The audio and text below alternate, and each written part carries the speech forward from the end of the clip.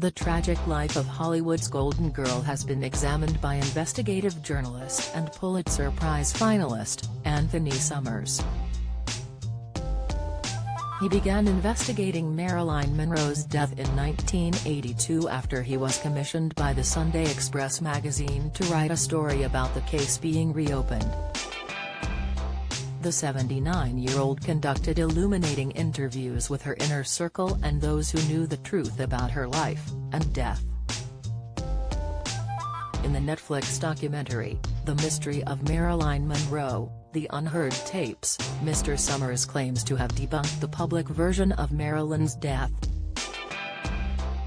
Speaking on the documentary, he said, "The public version of the story, the accepted version in 1962, turns on the word of Eunice Murray, Marilyn's housekeeper, and of her psychiatrist, Dr. Ralph Greenson."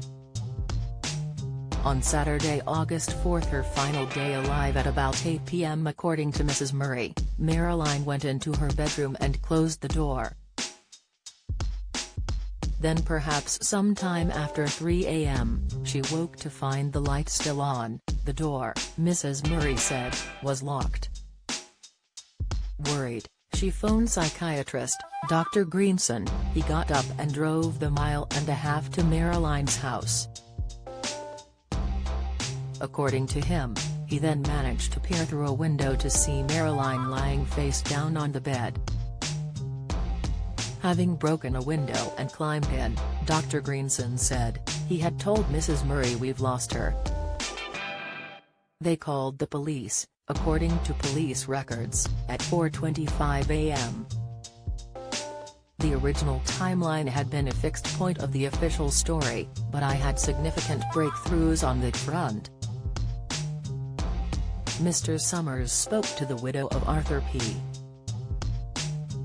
Jacobs, who managed Marilyn's public relations, and found that he had been called on the night of Marilyn's death.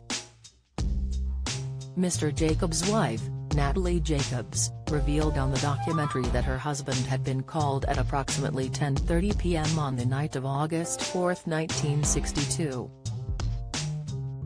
Mrs. Jacobs told Mr. Summers her husband had smudged everything off, as it was his business to keep the press and everyone at bay.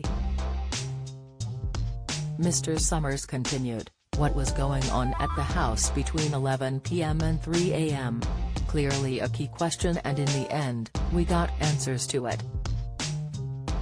I found the DA had been contacted by a former ambulance man, and he said that he'd been aboard an ambulance that had gone to Marilyn Monroe's house that night." Mr. Summers said Marilyn had been found lying on her side and was put in an ambulance alive but comatose after she had taken a large number of barbiturates, sleep-inducing or anxiety-reducing drugs. He claimed the Some Like It hot star had died in the ambulance and was then taken back to her home in Brentwood, Los Angeles.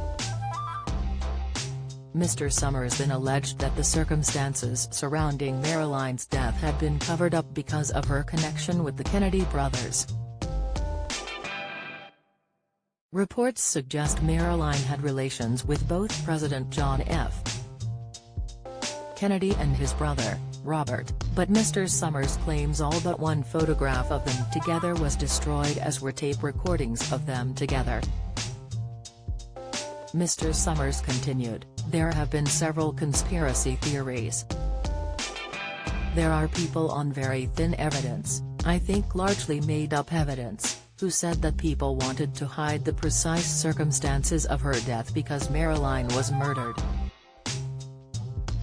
Although I made a lot of progress in the work and indeed found out things to do with her dying and the circumstances of her dying which had not been found out before, I did not find out anything that convinced me that she had been deliberately killed.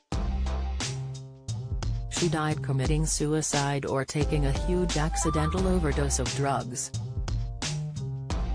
But I did find evidence that the circumstances of her death had been deliberately covered up." He went on to claim, "If you then say to me, why were those circumstances covered up?